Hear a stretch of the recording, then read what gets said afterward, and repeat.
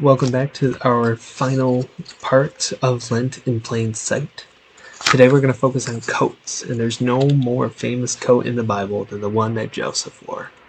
Joseph used his coat of many colors to flaunt to his brothers how much of the favorite child he was, and we're going to learn all about that in today's scripture. So join me in Genesis 37, and we're going to read verses 1 through 11. Jacob lived in Canaan, where his father lived. This is the family history of Jacob. Joseph was a young man, 17 years old. He and his brother cared for the flocks. His brothers were the sons of Bilhah and Zilpah, his father's wives. Joseph gave his father bad reports about his brothers.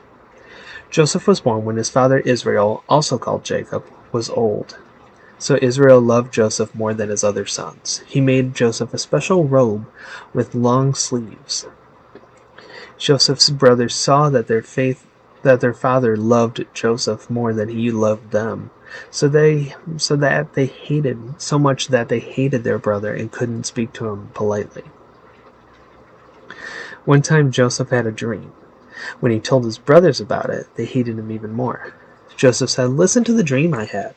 We were in the field tying bundles of wheat together. My bundle stood up, and your bundles of wheat gathered around mine. Your bundles bowed down to mine." His brothers said, "Do you really think you will be king over us? Do you truly think you will rule over us?" His brothers hated him even more now. They hated him because of his dreams and what he had said. Joseph then had another dream. He told his brothers about it also. He said, "Listen, I had another dream. I saw the sun, the moon, and 11 stars bowing down to me." Joseph also told his father about his dream, but his father scolded him, saying, "What kind of dream is this? Do you really believe that your mother and your brothers and I will bow down to you?"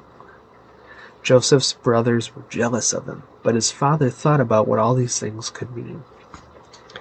Now this is sibling rivalry at its finest. Joseph knew he was his dad's favorite and was very arrogant about it in front of his brothers, letting them know about it all the time and in any way possible, whether it would be his favorite coat or his dreams. And if I was his brother, I would probably be annoyed with him as well.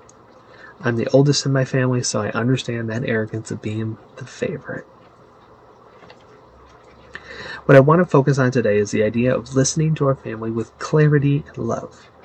They saw Joseph receive the coat, and because of what his father did, they already resented Joseph. They didn't like him.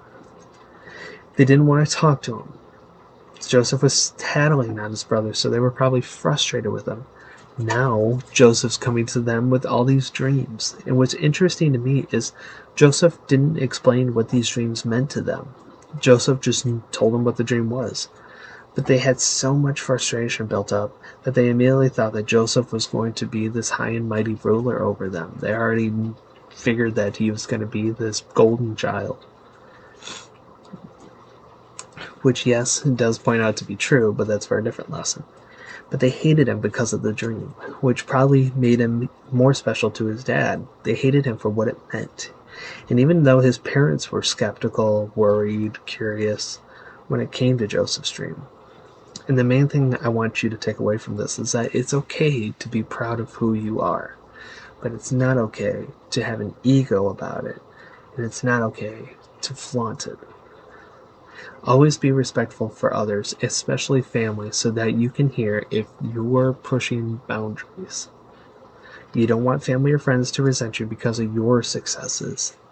We should be mindful of that and honor their feelings as well while celebrating our successes.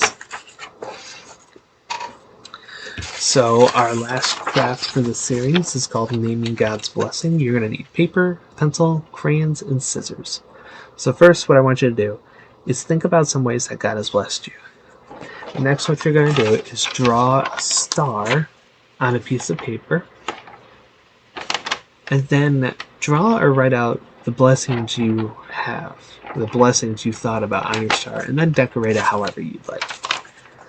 But that wraps us up for this series. I hope you really enjoyed it. By this point, it's Palm Sunday, so happy early Easter at the same time. We will see you back with whatever comes up next, and as always, stay blessed.